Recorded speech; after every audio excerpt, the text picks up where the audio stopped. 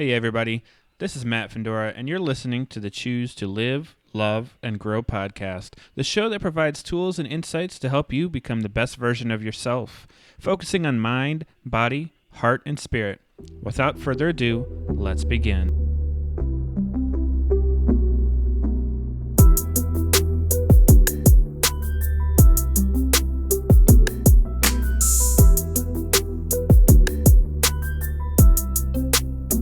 Welcome back to another episode of the Choose to Live, Love, and Grow podcast, a podcast all about being the best version of yourself through mind, body, heart, and spirit. Today, I'm here with Jordan Kerner.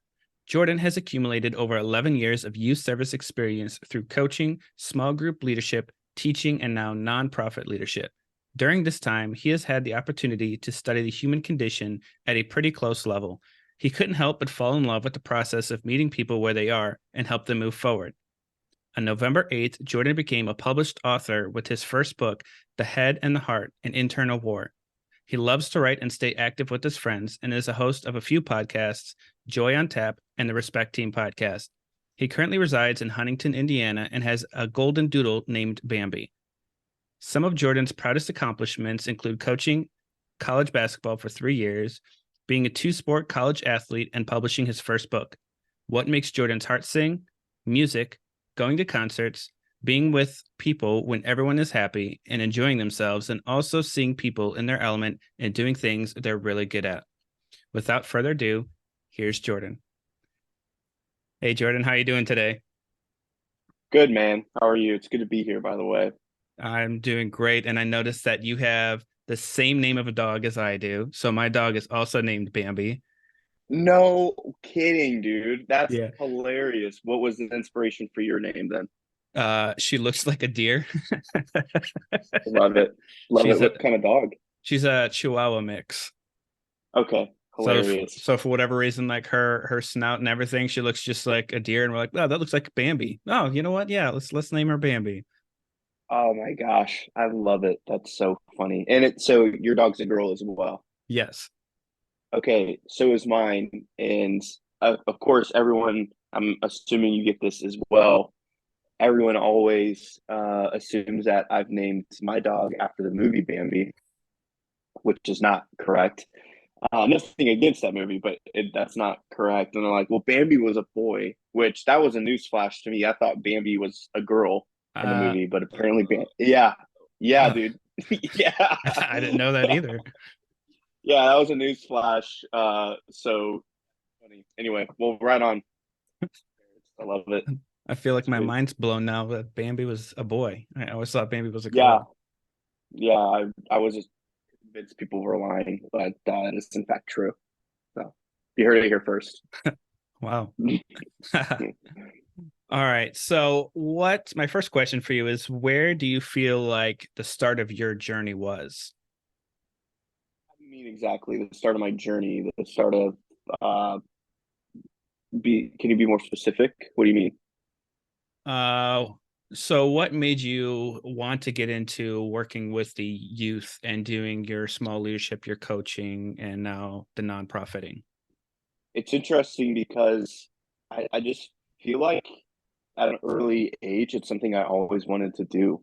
Um, I mean at this point, like you said in the intro, it's gained over 11 years of experience in that. And I mean, I'm only 28. So, I mean, over a decade, that's, I had to start in high school. So, I mean, I always had this affinity to giving back and working with kids, high schoolers, and then eventually college for a little bit.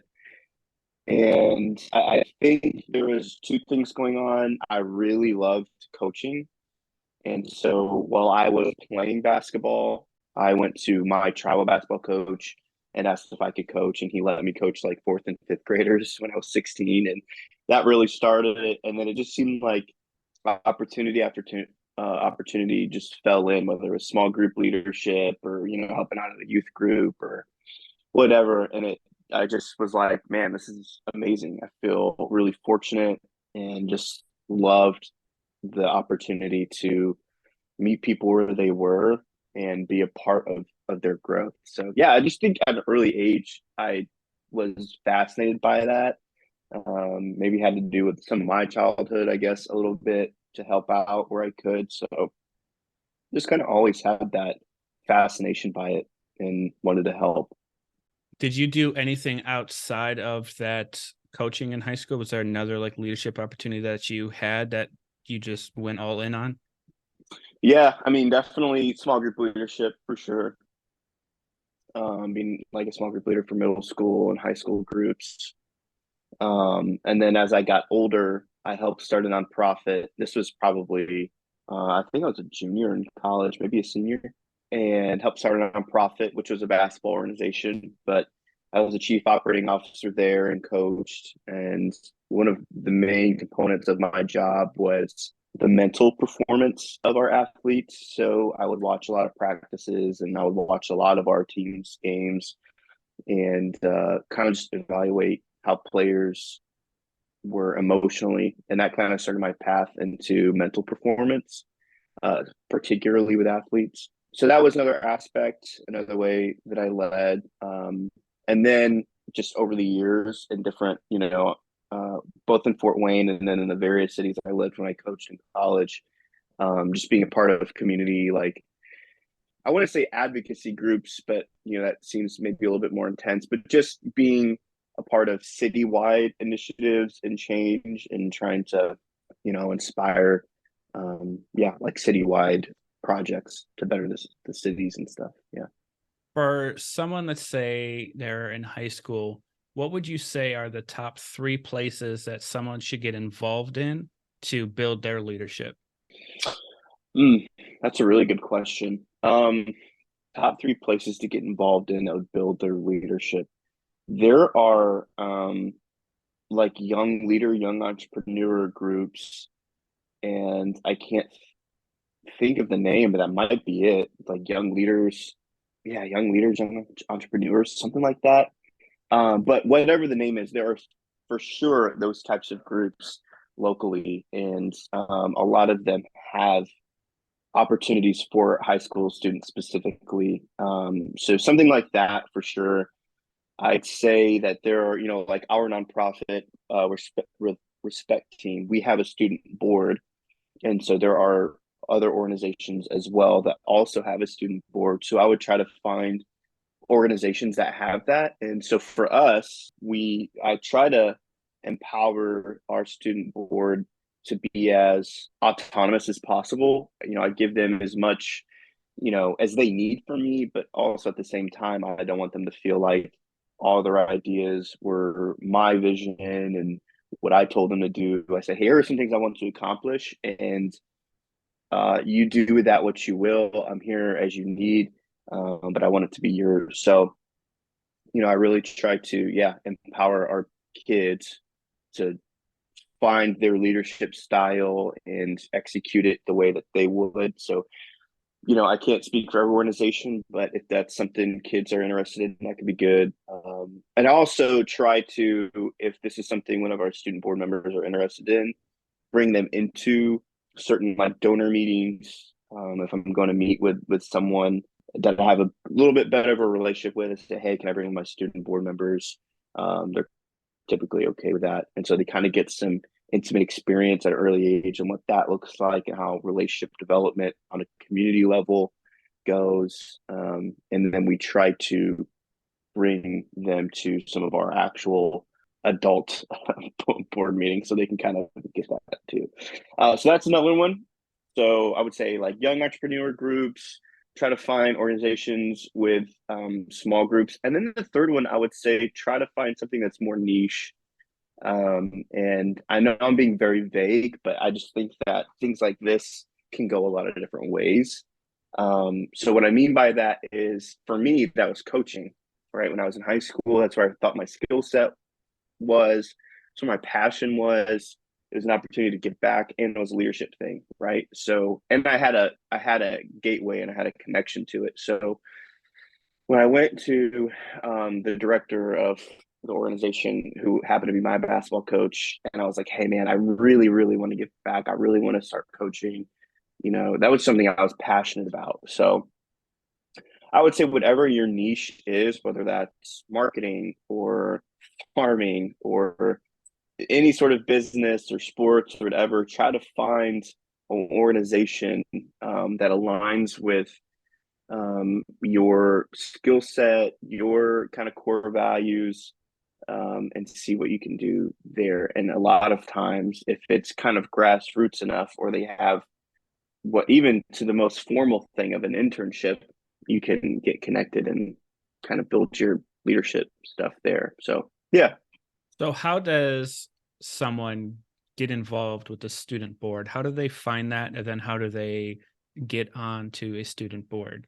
Yeah, great question. For us, I know we were trying to make that way more accessible, and I don't know how much it's been really promoted in the past. I think we've just been fortunate with, especially when Amy Hanna was the executive director, she was just so plugged in to the community and the local schools that it came pretty easily.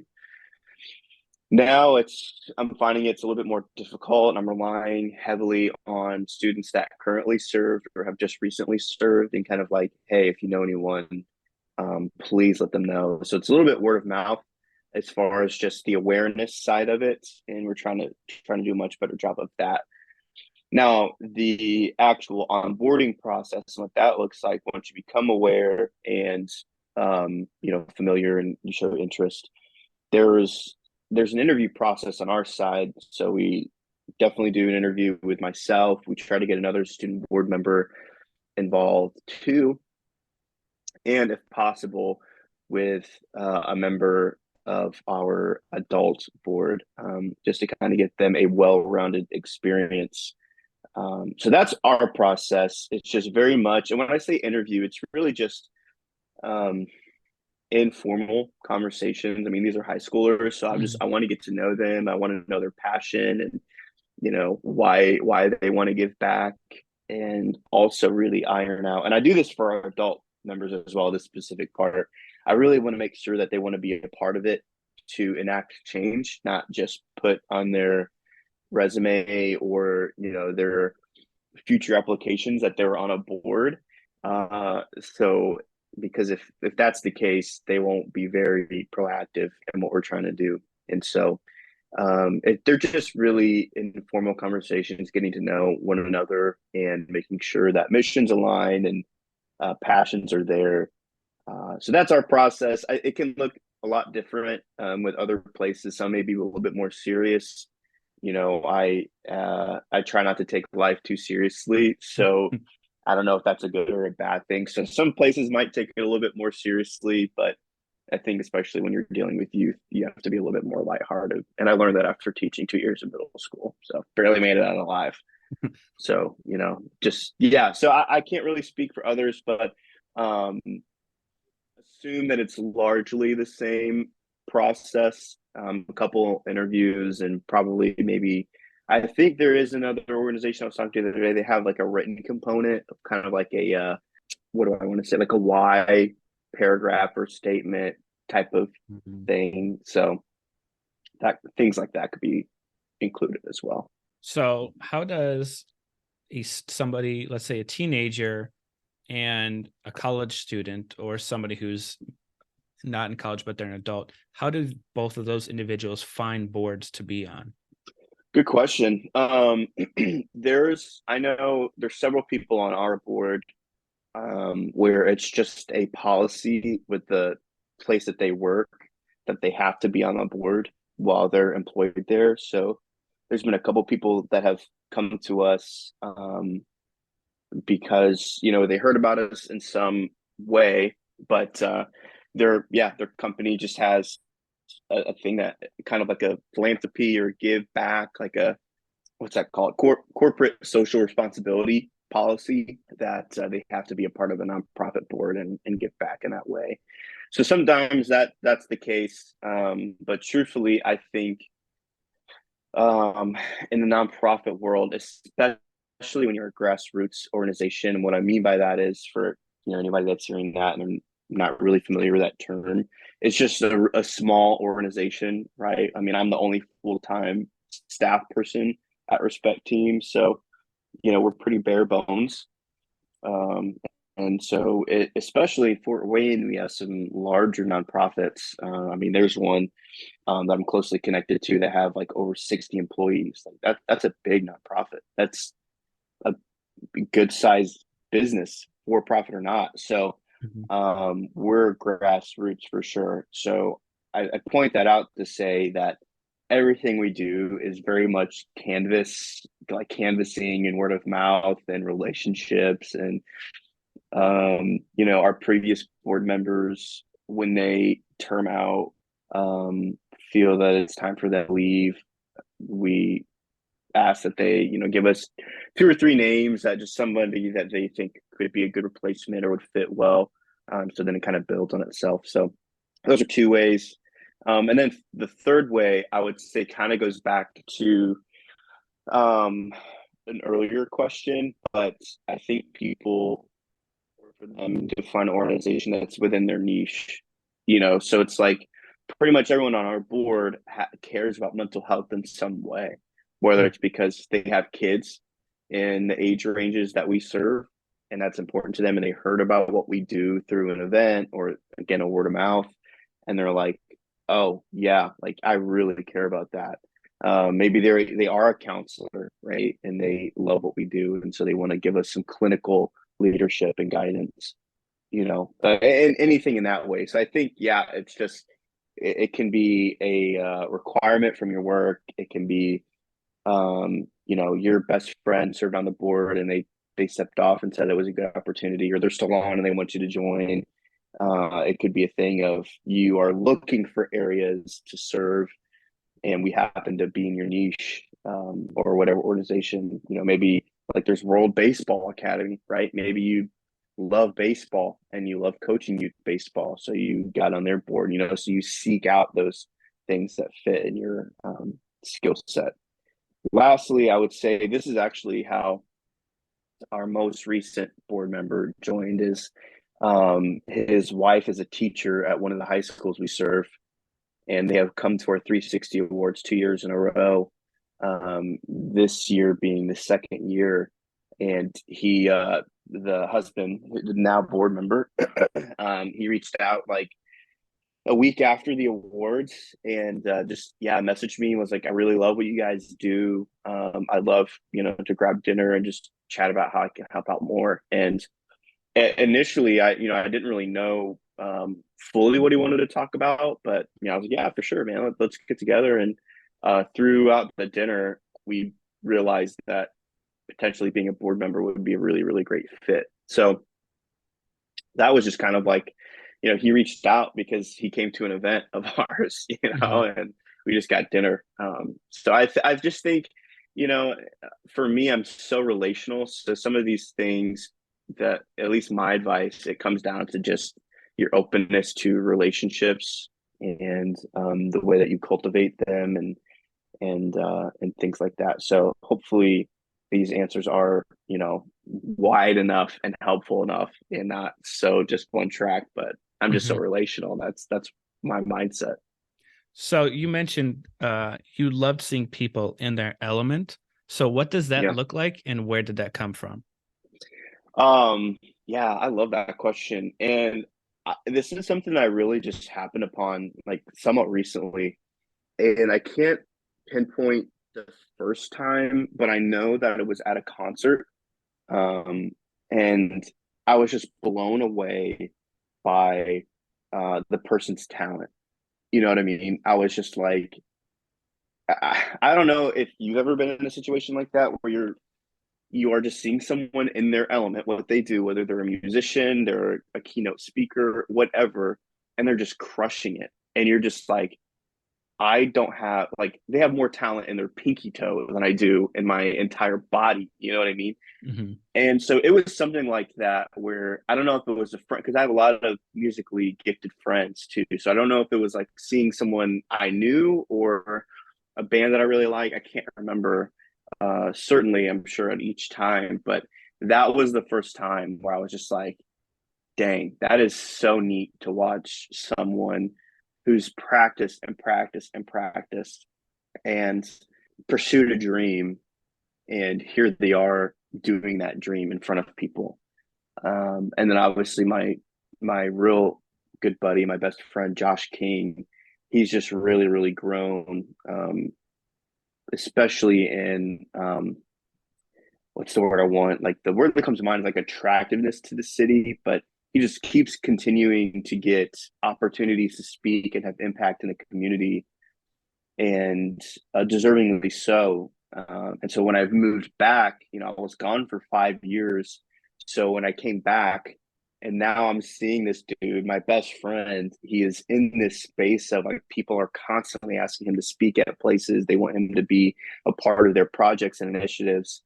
And when he does that, he does it so well that when I watch him, I'm like, dude, this is this is awesome. So I don't quite know when it started and can pinpoint it, but I know it was kind of in that realm. And I want to say it was probably at a concert. I just get really blown away by people's talent, and I love that idea of like, especially thinking of a musician where they were just, at some point they were a kid and they had this dream of performing in front of thousands of people or whatever, going on the road and touring, and they practice, and now here they are years later doing that. It's just like it gives me chills to think about because I'm like, that is so neat, and I love watching that. I want to Yeah. acknowledge the fact that you said that you sit there in that moment, in that present moment, and you admire them instead of being jealous of them and saying like, Mm. oh, I should be able to do that. I could do that. Like you're looking and be like, wow, that's amazing. Keep doing this. And you actually want to see them be successful instead of why am I not there? Why can't I do this? And so I just want to acknowledge you for that. So Yeah. how do people find their element then? How do people find like what gets them in their groove and their element? Yeah, that's a really great question. The first thing that came to mind, and this is kind of fresh because I still do some mental performance work with athletes. In 2020, I started a company called Behavior Bloom, and the pandemic taught us a lot. But obviously, I think one of the major things that came out of that was isolation is a killer, and especially as a coach, I saw how it affected performance and just the psyche. And so I wanted to be a part of improving that. And so ever since then, through referrals, I've kind of, coached athletes on the mental side. And there's one particular athlete who we've gone close, and it's branched from performance of sport to performance of what we talked about last night was he said, Jordan, how does sports and dating interact? So now we're talking about dating, but anyway, it's all good. But I bring that up to say that one of the huge components of that conversation was expectations, particularly navigating the expectations of others that they have on, like they put on you. And I think that's a really huge part in that. When you're young, um, I think your parents or people close to you, a lot of times I like to assume positive intent. So I would say a lot of times with positive intent, they're trying to guide their kid, put them in the right direction. Mhm. But maybe in that, they're telling them like, oh, you should go in the health field because it's a very stable, path. Meanwhile, they want to rip on a guitar. You Yeah. know what I mean? And so I think things like that can happen. And what I would say is follow your passion. There's so many people that I think struggle with that idea because they think you're trying to go all Disney and be like, oh, follow your heart and everything will be okay. And where I still believe there's a lot of truth in that, that's not quite what we're trying to get at, right? It's just saying, if you don't want to be a lawyer, dude, don't be a lawyer. Like, go to art school and be the next great illustrator. You know what I mean? So Mhm. I think there's a sense of discerning people's wisdom and guidance, and then going, are they putting expectations on me that are not mine? Mhm. I think that's a crucial starting point Mhm. is deciphering that, especially at a young age, because that's what happened to me. I had some things that I was really interested in doing. I was thinking about going to like a psychiatry track, and a mentor at the time convinced me to go to a private Christian school. because how can I get in a, this was the quote. And this isn't, I'm not trying to, this is what happened. So they said, how can you go to a school or go to a career field where you're changing people's lives, but you go to a school where you're not getting truth or something in that field? Mm-hmm. And he was, throughout the conversation, he was basically saying, like, you can't go to a godless university when you're trying to in the future counsel people. How can you help them? And as a young kid who didn't have a dad, and I really took to heart the mentors in my life, particularly if there were men, because I lacked that. I took that to heart. And so I changed where I was really interested in going to somewhere else, which I ended up liking that school, but it wasn't the right fit. And Mm-hmm. it was more expensive. So I had more loans. Like, it just led to other things. So that's just kind of an illustration of that, of like, if other people's expectations are not your own, feel confident and free to discern that. And so once you do that and you realize, like, oh, this is something that I really care about, I'm really passionate about, and I have some sort of a natural gifting to it.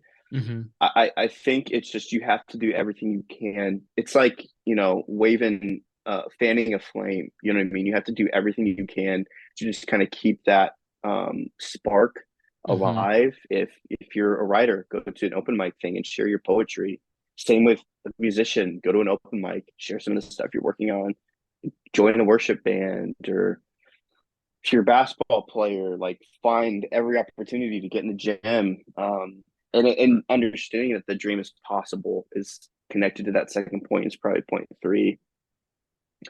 So, for example, in the basketball organization that I helped start, again, very grassroots organization, but the president of it had this team that, they were fifth or sixth graders, take that back. I think they were like seventh or eighth when they got brought over, but he had been with this team since they were like fifth graders.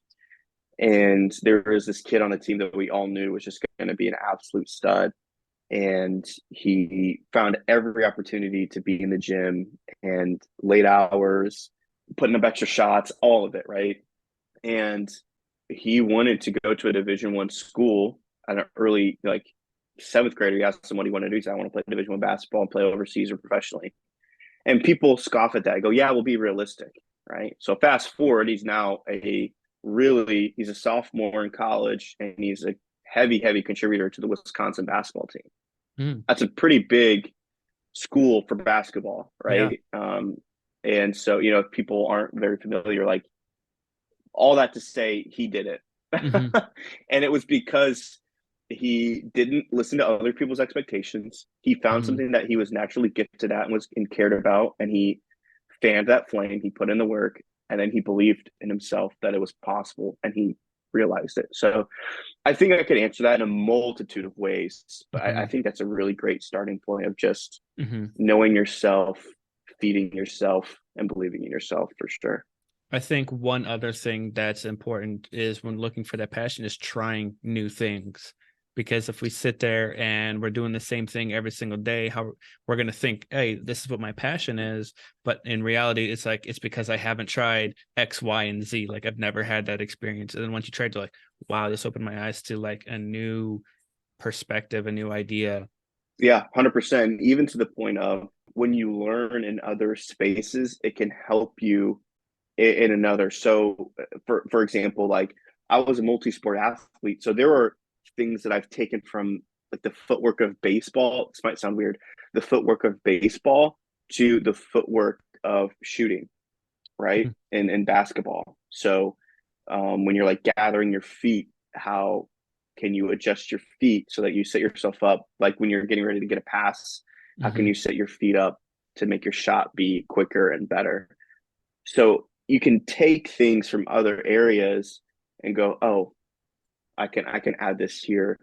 I even heard on a podcast one time that they were talking about, like, hiring for a company, and they were looking for this, like, high level executive job. And I'm going to get the position wrong, but essentially it was, let's say it was the chief technology officer, right?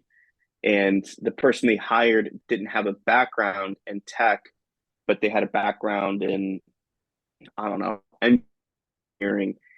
And the reason they hired him was because that he had really great people skills, but his skill set gave him a different perspective and could allow him to lead in a different way while still empowering the people beneath him to focus on the tech and da da da da da. That's just a different train of thought that sometimes like having different experiences can give you a better perspective for that thing you inevitably land on, and makes you more robust and well-rounded. So great point. Yeah. So I kind of want to move it into your book. So could you give us a sneak peek into The Head and the Heart and Internal War? Could you tell us what that's about? Yeah. Thanks for asking. And I mean, it's been a whirlwind, as of yesterday, especially on the Kindle version. Um, it was like in the top 15 for, well, I'm trying to think of the category that it was in. I think it was like biographies and memoirs for social activists was a specific category. So we're already seeing like really great interest in it, which has been really fun. I worked on it for 6 years. Wow. So it was a slow burn. And so now to be at this point where people are so close to be reading it and seeing things like that, it's been unreal. So the Head and the Heart, it's a memoir. Um, when I started writing, it's that was the goal. But I quickly found that I wasn't writing it like a traditional memoir.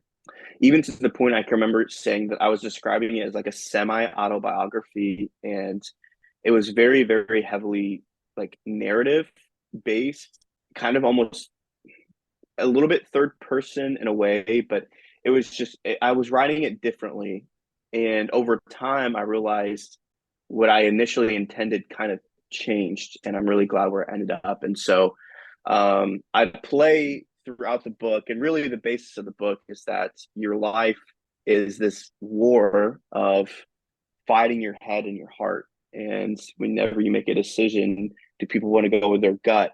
Do people want to trust logic? I mean that happens more times than not.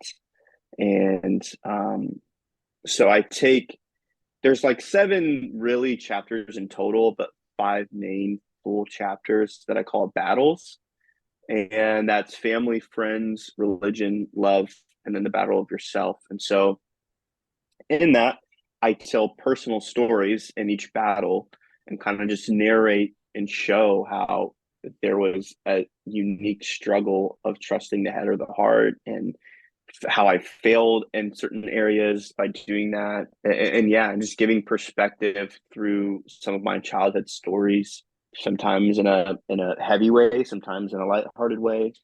But yeah, that's the basis of it. It's just I think yeah, that's the basis of it. I don't want to get ahead of myself, but yeah, just the idea of the head and the heart and how it impacts decision making, and through that, telling my story at the same time.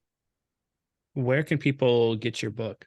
Amazon and Apple. I'm working on it. Might go into Barnes and Noble, but I don't want to spread it too thin. I'm also working on like consignment partnerships with other bookstores. So there's a bookstore I'm working on in Indy, Hyde's Brothers in Fort Wayne. I'm skeptical to say the names because I know I just said theirs, but just in case it doesn't work out, I don't want them going to look for it. But and then coffee shops and things like that they can find it as well. But it's available as a ebook on Amazon and Apple, but then you can also buy the paperback on Amazon as well. Okay. Do you intend to write more books now that you got your first one out of the way? That took 6 years? Yeah, yeah, yeah. Hopefully the next one won't take 6 years.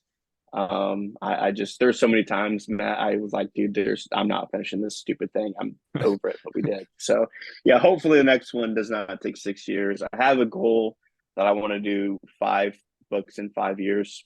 That's the goal. If we hit it, we hit it. If not, then that's okay too. But these will probably be a little bit more specific in type. Like self-help gets such a bad rap, so I struggle or hesitate to say self-help based, but self-help based, probably some business nonprofit based, and then just some other niche experiences. Like I really want to do a book on a lot of the mental performance stuff that I've done over the years and the things that I've found. I'd like to do one on like the developing of youth. I mean, just again, over a decade, I've had so many conversations and relationships with youth over the years, and I've seen a lot of things firsthand. And so, yeah, that's kind of the focus moving forward, is kind of those arenas. So 5 and 5, we'll see if we get it, but that's the goal. So I remember one time I heard them, they were talking about self-help and how that gets that bad rap. They said we should stop calling it self-help and call it adult development, because after high school, how are we developing? Some people go to college, some people get to some kind of trade or something, but then nothing. They stop growing. A crazy statistic was saying how after high school, how rare people actually read after high school because they're not forced to read anymore. So if we change self-help to adult development, explaining you're still growing as a person after high school, you're still growing, I think that'll help change that. Yeah, I love that name. Yeah.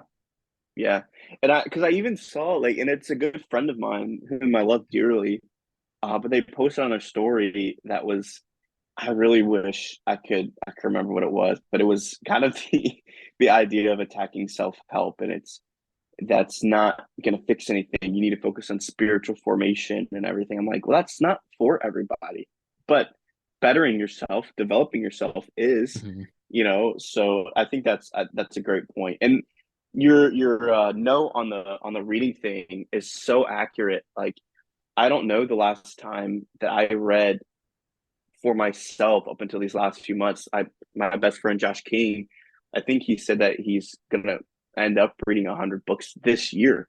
Wow. And I'm like, that's insane. And he really inspired. There's 2 books right here that I have and there's 2 other ones. This one, actually, if I can plug someone else, this is my counselor's book, What If I Told You? And it's a 21-day devotional. It's unreal. I highly, highly recommend it. They can find that on Amazon as well. He's amazing.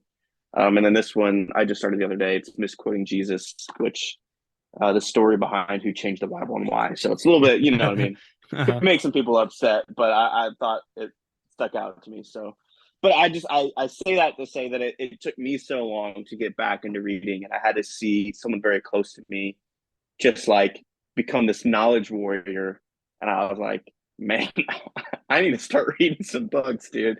So yeah, I think that's such a good point, that people, they get older and they don't read, then they become entrenched in their ideas, or they don't grow, they become the same. And that's a great point. So you listed off a bunch of different topics for the next couple books. Which one are you writing next? Do you know for sure which one?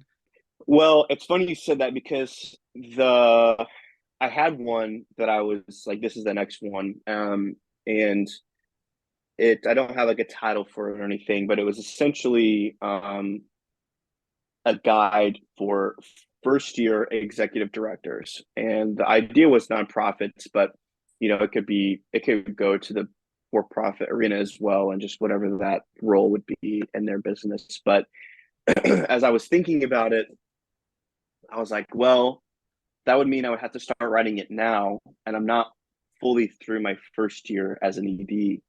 So I kind of pivoted and was like, I'm just going to jot down a ton of notes, a ton of observations, and then probably start that. So we're going to be 2024. So probably start that in like 2025. So the next one, I don't have my phone on me, but I have a note thing of it. There's several ideas that I'm looking at that are very kind of what I said earlier, like topically specific. So, for example, the one that's kind of like I can see in my notes is it's called Scene, and it's the idea of how I think over the last several years maybe the pandemic had a lot to do with this, but I feel like I noticed this trend before the pandemic as well. But people don't feel seen, and the value of making people feel seen and what that can do. So I know that's very vague, but that's kind of the idea there. So that might be the next one, or going into development of the youth, just because I've already accumulated a lot of that experience, especially as I'm getting more as an ED with Respect Team. I'm seeing more and more stuff every day. So I think that would be the next one. Plus, what I'm hoping is, particularly with things like that, I can use it as a revenue stream for Respect Team, since it's kind of based in youth development and that kind of thing, or people human services, since it's based in that route. I hope that when I write and publish, some of the proceeds can go to Respect Team as well. So that's what I'm thinking, but I'm not positive yet. It's funny, we keep talking about the Respect Team, but we never said in your bio that you're the executive director for the Respect Team. So could you tell us, what is the Respect Team? What do they do? And where is that nonprofit going? Yeah. So technically, April of 2023 is when I accepted the role, but started in May of 2023 of being the executive director of the Respect Team, and we are a nonprofit that is an organization that supports mental health advocacy, and we do that through presentations in middle and high school health classes. We have 2 events throughout the year. One in particular is called Teen Speak, which is where we empower selected teens to tell their story that's based on their mental health journey, and kind of a TEDx form. Have you been to a Teen Speak yet? I know you've been a part. Yes. Yeah. So it's very TEDxy. It's very like forum. Like it's really neat. But they get to tell their story, and we actually, in the weeks leading up to it, we connect those students with coaches. So each student has a coach that kind of helps them with public speaking advice, message clarity, making sure that they kind of are staying on track, their message is super clear, and things like that. So they kind of get some training there, which is really, really unique. And so that's what we do now. We try to what I would say also is our curriculum is founded in respect. So middle school is very like respecting yourself, respecting friendships. Then high school gets respect in relationships. We have stress, the silent toxin, which we really talk about how stress and how that affects the brain and thus your actions. We have an eating disorder presentation. And moving forward, we're going to focus a bit more on more mental health specific things. So we'll probably have some performance anxiety conversations, signs and tools to combat depression. But the end goal of the organization is to give our middle and high school students the tools to respect themselves, so that they'll respect everybody, and that they will understand that they have value, so does their neighbor, and that they'll be compassionate community members through all of this. So that's where we are now. Moving forward, we definitely want to add therapy to what we do, and be a resource to teens that need therapy. So that's who we are now. It's kind of where we're going, what we want to do. But yeah, we just want to help out these kids with this mental health crisis.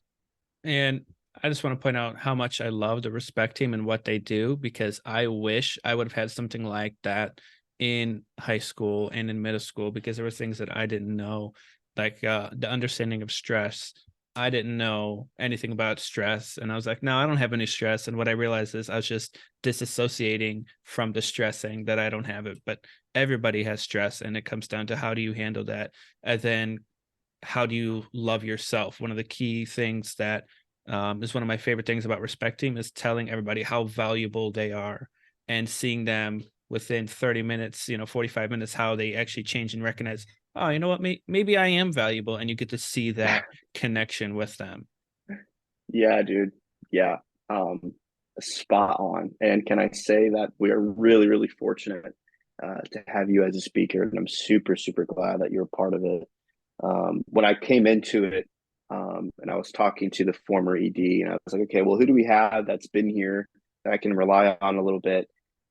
Mandy Feynman was first, and then you were second.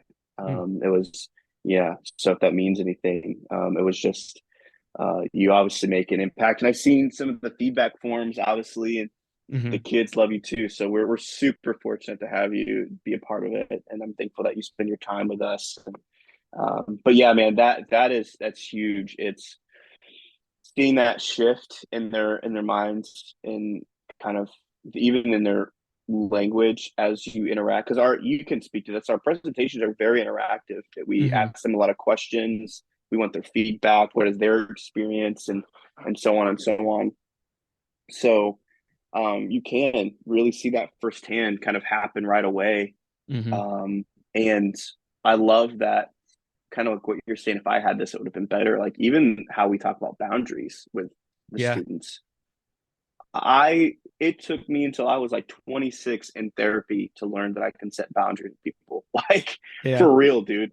You don't think that if I would have learned that 15 years earlier, that would have monumentally helped my interpersonal relationships and the relationship with myself?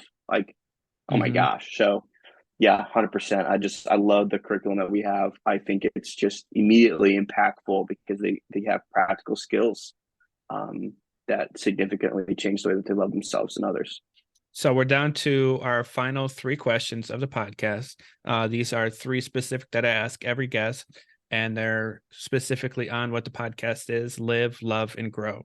So for the first question, what advice can you share about how to create a life that leaves a positive impact on the world?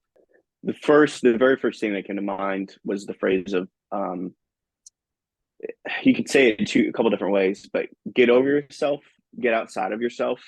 We are beings, whether you are the most introvert of introvert, and then even if you're the most extrovert of extrovert, doing it in a healthy way, but we are beings that we're not meant to live alone. I believe that very, very firmly. And when you are so inside, you're stuck inside yourself, you won't have an impact on others. And some people think that maybe that's not important. Like, well, like I couldn't make an impact on others. That's a lie. And 2, I don't really care to.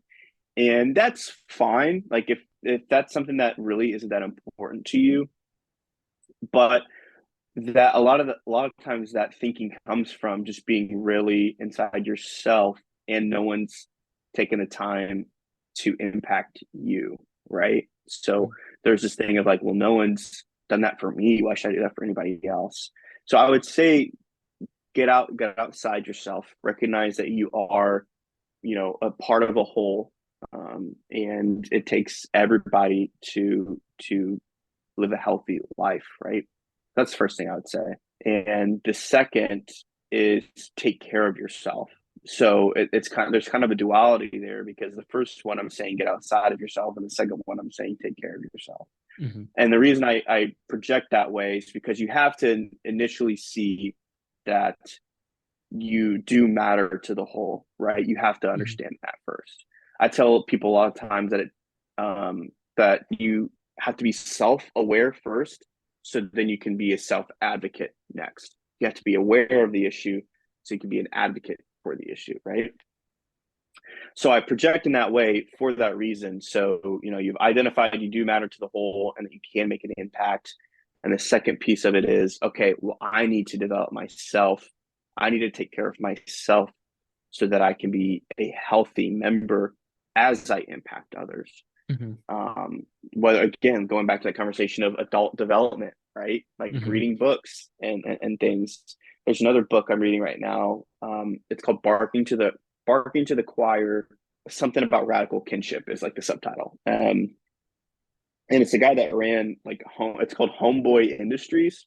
they're like the largest gang intervention, like rehabilitation program. And so this book is just talking, I'm in the early stages of reading it, but that's a large part of it is, yeah, of just kind of getting outside yourself, but getting to this point of, for me, it's like I'm reading about how I shouldn't look at people and see a problem, right? I should see a human being that is as much deserving of love as I am. And so I should have this idea of a pursuit of radical kinship. So I would have never got there if I wasn't taking care of myself and feeding my knowledge and my brain and things. So therapy is huge. I think everyone probably could go to counseling for something, for some reason, whether you don't have someone to just vent to about your everyday stresses throughout the week, or you need a safe space to unpack some trauma, whatever it is. I think everyone can go. And I know that's been seriously life-changing.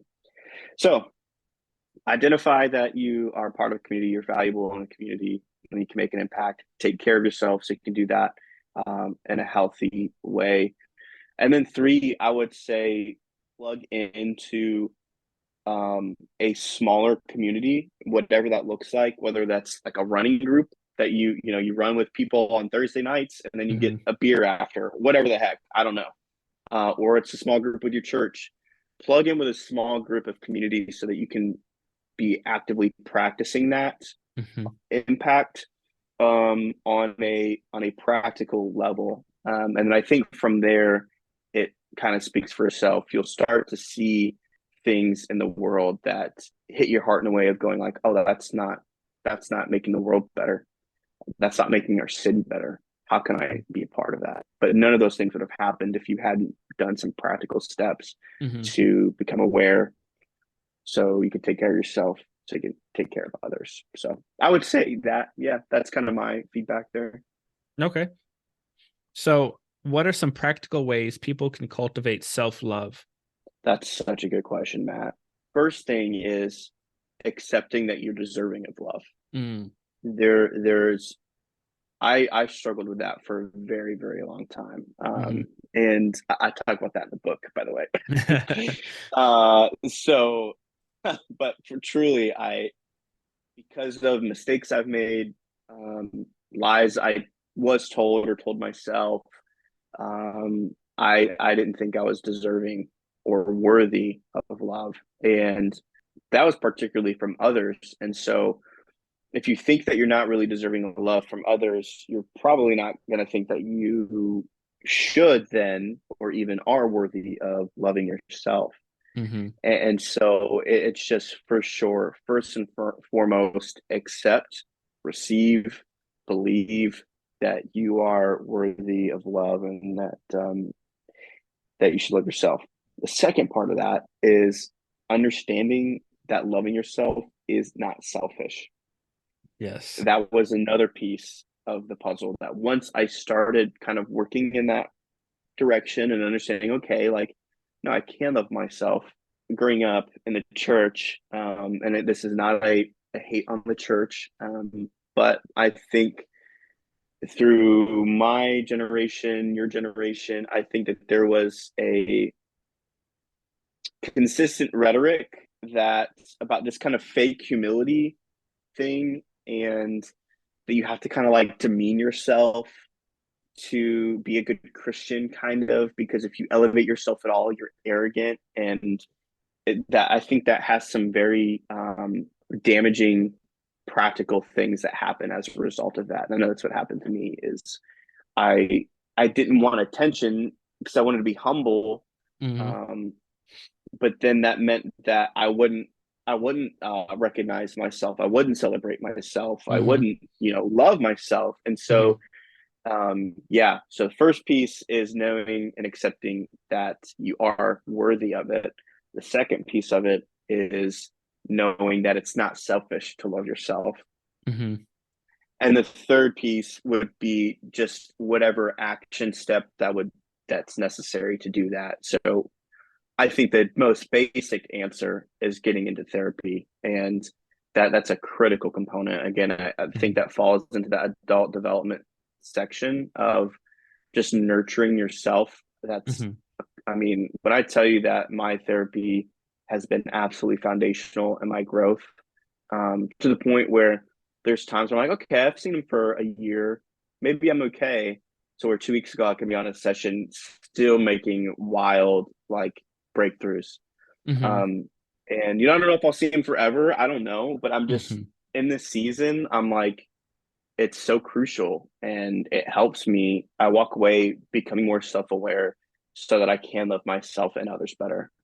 Mm-hmm. So therapy, I would say, is just first step for sure. Get into therapy, have someone that you trust, you feel comfortable with, so they can give you those tools. Remind me of the question again. Sorry. Yeah, no, you answered it. I mean, what are some practical ways people can cultivate self-love? Yeah. So that I think, I could go a lot deeper, but those are Mm-hmm. really good. I think, just the therapy piece is crucial.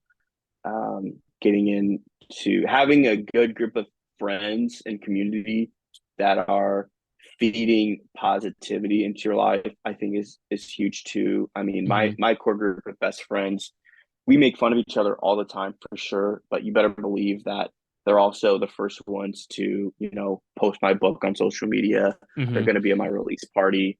They're celebrating me.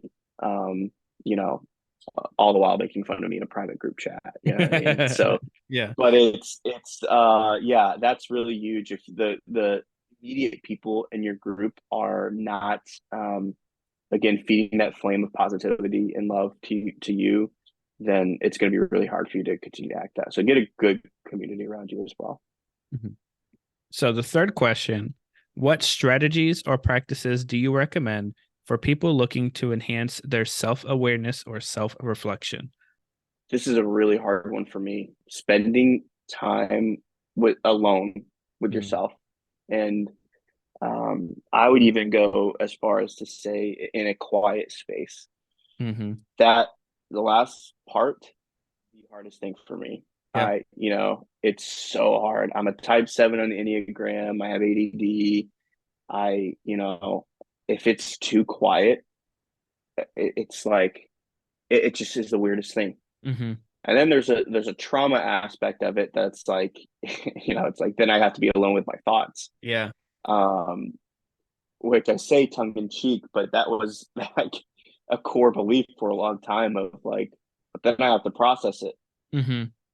So I think when you put yourself in a space where there's no distractions and you really are just alone with yourself, you don't even have to actively pursue it. It's going to happen. Like you will have thoughts that will come to your head. And if you don't reject it and you accept it, you receive it, and my therapist calls it, he says, pry the why. So you're feeling these things. So if you receive it and you don't judge it, Mm-hmm. and you go, okay, why am I feeling that way? Why am I thinking that? I think that really opens you up to those are early stages of self-awareness. And I know I've been very long-winded on a lot of other answers. So I think I'll leave it as basic as that. I get alone with yourself.